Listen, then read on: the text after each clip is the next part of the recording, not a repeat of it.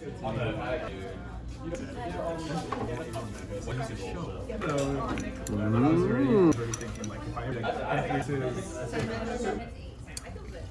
you guys already have this. I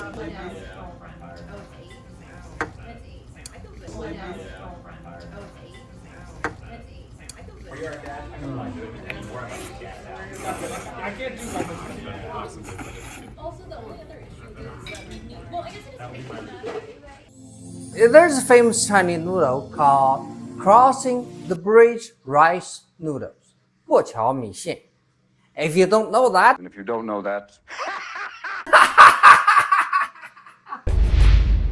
you gotta know. According to legend, 300 years ago in Mengzi, southern China Yunnan province, there was a scholar, Mr. Yang, who studied in the pavilion located in a tiny island in the middle of the lake. Why?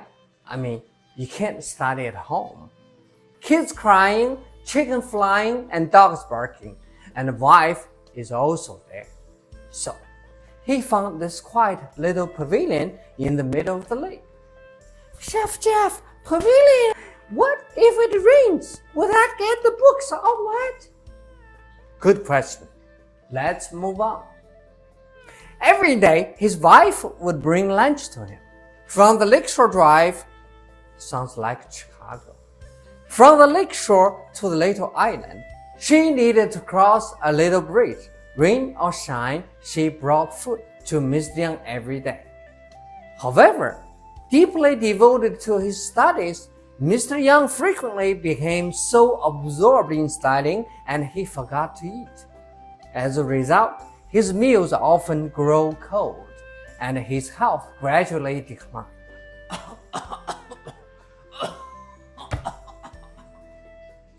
Concerned for her husband, his wife decided to stew a chicken in a clay pot and bring the nourishing soup to him.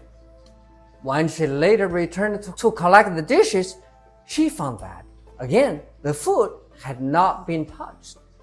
Her husband was still completely immersed in his books. But then, Mrs. Yang was surprised to find that chicken soup was still very hot. Why?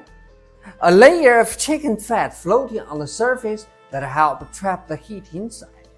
Combined with the insulating properties of clay pot, the soup stayed hot for a long time. From then on, she used this method to keep the broth hot.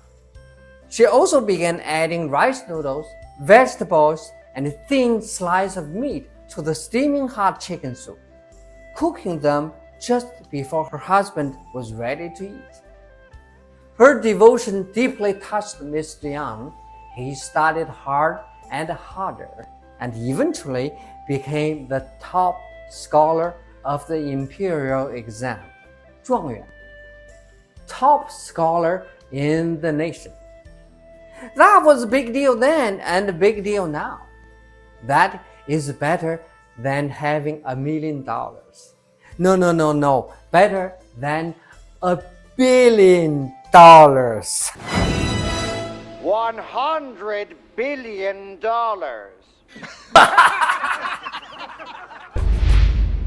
Scholar Yang became a big potato. He moved his wife and kids to the capital, lived happily ever after. The end.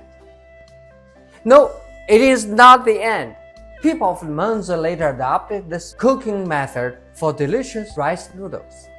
Since Mrs. Yang had to cross a small bridge to the island pavilion, people began to call this dish Crossing-the-Bridge Rice Noodles. There you have it, the legend of 过桥米线. Next week, I'll tell you a real-life Crossing-the-Bridge Rice Noodles story. Subscribe and come back. Now, take good care of yourself and each other. Enjoy and stay classy, my friend.